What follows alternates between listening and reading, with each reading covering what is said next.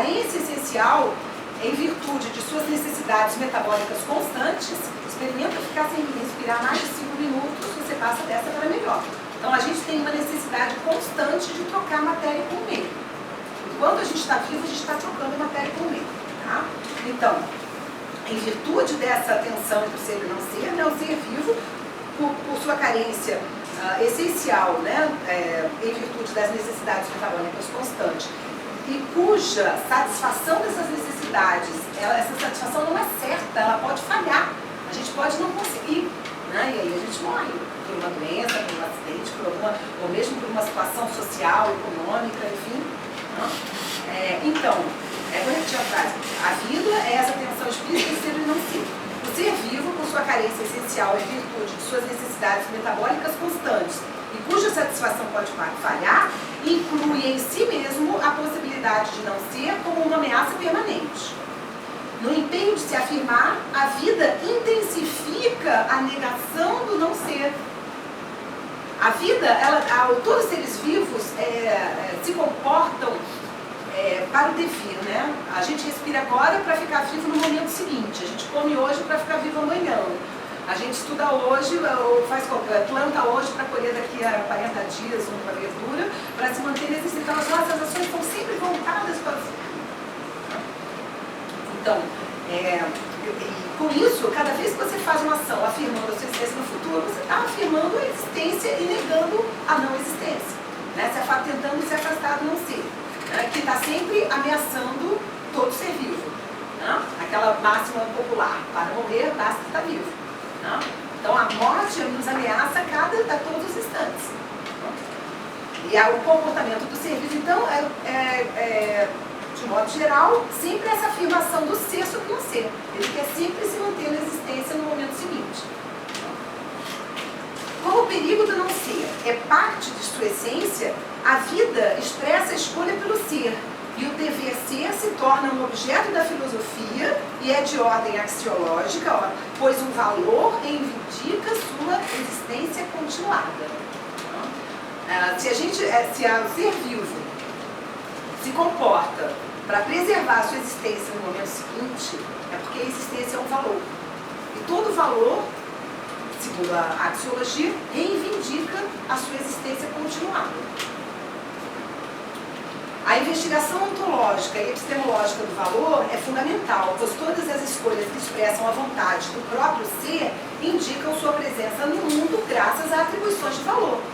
Todas as nossas escolhas são baseadas em algum parâmetro axiológico que nós temos na nossa interioridade. Os valores que podem, talvez todos os valores, né, sejam desenvolvidos comunitariamente, né, são fenômenos sociais, né, mas o valor, segundo a teoria axiológica que eu estudei isso aqui, no mestrado, né, ele tende, quando a gente reconhece o valor, a gente busca manter aquele valor em evidência. Então, se todos eles se comportam no sentido de manter a sua existência, essa busca da manutenção constante da existência, busca da existência constante desse valor. Então, todo valor reivindica a sua existência constante. Então, a subjetividade... Então, um aprofundamento da teoria dos valores será necessário para a ética do futuro, pois da objetividade dos valores se deduz um dever ser e um comprometimento com a preservação do ser. E uma responsabilidade, daí vem o sentimento de responsabilidade em relação ao ser. A subjetividade constitui uma explicação causal associada aos fins humanos, e com isso a ética. Jonas pressupõe um novo reconhecimento da existência da subjetividade, considerando-a de forma tão objetiva quanto as concretudes físicas. Sua realidade, a realidade da subjetividade, ela é efetiva, é força causal. A subjetividade tem poder para autodeterminar o pensamento e, por meio dele, determinar uma ação corporal. É preciso reconhecer o papel objetivo dos fins subjetivos na totalidade dos fatos. Todas as minhas ações vêm de alguma deliberação, e essa deliberação vem em função de algum valor que eu expresso. Jonas sustenta que a unidade psicofísica, então, é compatível com a validade das leis naturais. Há um agir na natureza, não vinculado ao homem, que independe da razão e independe da livre escolha. As ações humanas, especificamente humanas, né, estão ligadas à consciência, à subjetividade e ao arbítrio. Mas nos níveis de vida inconsciente e involuntário, é a natureza que sustenta a vida que opera a finalidade. Tá? Jonas ressalta, entretanto, os preconceitos da modernidade quanto a essa fundamentação, que é o que ele sempre busca. Ele busca apoiar sua ética em algum parâmetro da natureza. Tá? Ele, em algum momento, em alguma das duas, não me lembro se no Vida ou na Responsabilidade, ele fala que a ética é mais uma função vital do que uma função moral. Então ele enraiza a ética como uma função natural.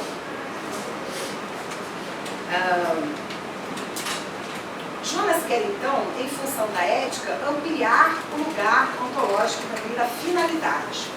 E aí ele faz uma pequena reflexão sobre algumas ações, assim, por exemplo, dos cientistas, né, como eles se abstêm desse aspecto da finalidade, ou da teologia, ou do contexto geral, muitas vezes se detendo na coisa específica, né, muito na particularidade. Né? Então, ele diz o seguinte: quando um biólogo pesquisa, por exemplo, em nível molecular, ele age como se não soubesse que todo o metabolismo se dá no organismo inteiro. Eu sempre lembro, durante a faculdade de medicina, eu era pesquisadora lá na bioquímica, aí a gente estudava o rim retirado do rato. Mas a gente não estudava o rim no contexto do rato, a gente estudava o rim retirado do rato. Né? Então, é preciso compreender que aquilo que está acontecendo no rim acontece dentro do organismo inteiro. E a ciência exige que você vá separando isso e veja só aquele fenômenozinho isolado do contexto. Né? A pesquisa sobre organismos inferiores, quando a pesquisa em organismos inferiores, o cientista age como se não soubesse que há organismos superiores. E quando pesquisa organismos superiores, ignora-lhes uma subjetividade própria. Ou seja, os cientistas lidam com uma ficção e se esquecem de que esse pressuposto ficcional com o qual lidam é uma estratégia metodológica, uma estratégia científica, né, correta. Né? Mas, para chegar a uma verdade, o cientista precisa reconhecer a sua própria autonomia intelectual e é o poder do interesse motivador que torna possível a sua autodeterminação mental, associando-a a uma determinação corporal efetiva, levando ele àquela ação de pesquisa, de ciência. Né?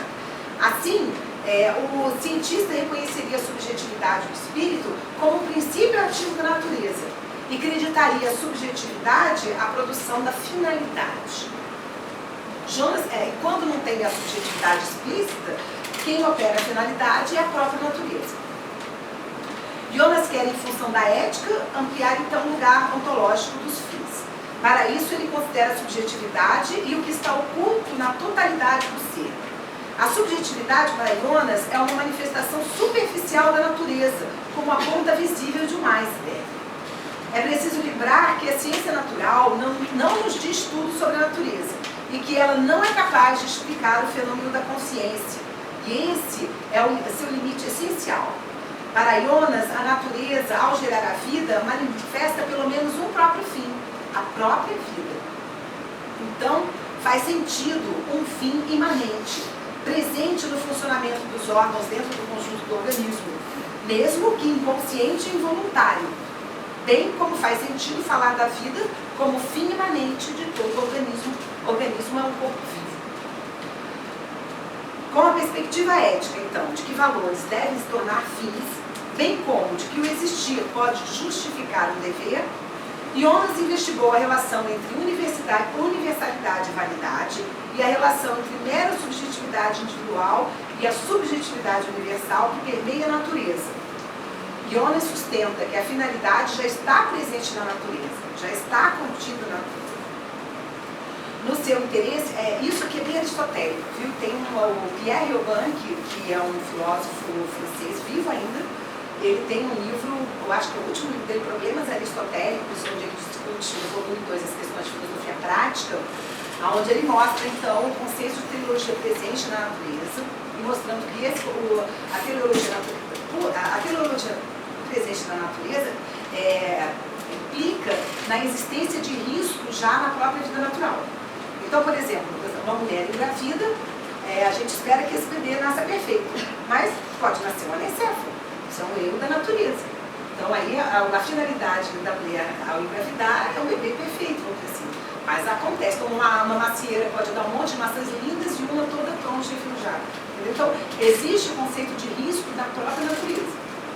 O homem, como parte da natureza, suas ações também estão cheias de risco.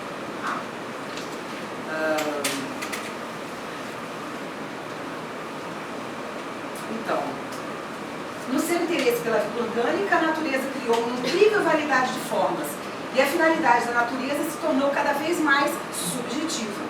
Todas as variedades da biosfera são, além de uma finalidade da natureza, uma finalidade em si mesmas, são o seu próprio fim. Diante dos nossos desejos e opiniões particulares, ela, a natureza, detém os privilégios do todo diante das partes, do duradouro diante do transitório, do poderoso diante do ínfimo. Isso é palavras de Jones. O homem é o resultado máximo do trabalho da natureza pela finalidade, mas em virtude de sua liberdade e do poder que o conhecimento proporciona, ele também pode tornar-se o seu destruidor.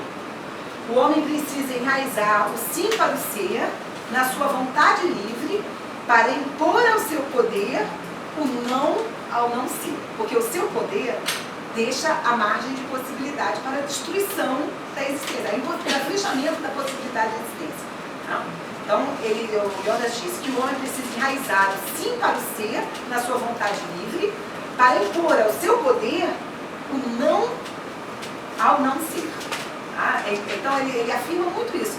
Tem um pedaço grande, né, no livro do Princípio da Responsabilidade, que ele discute essa questão do ser e do dever, né? É só uma pequena síntese. Então, essa passagem do querer para o dever é o ponto mais difícil da fundação da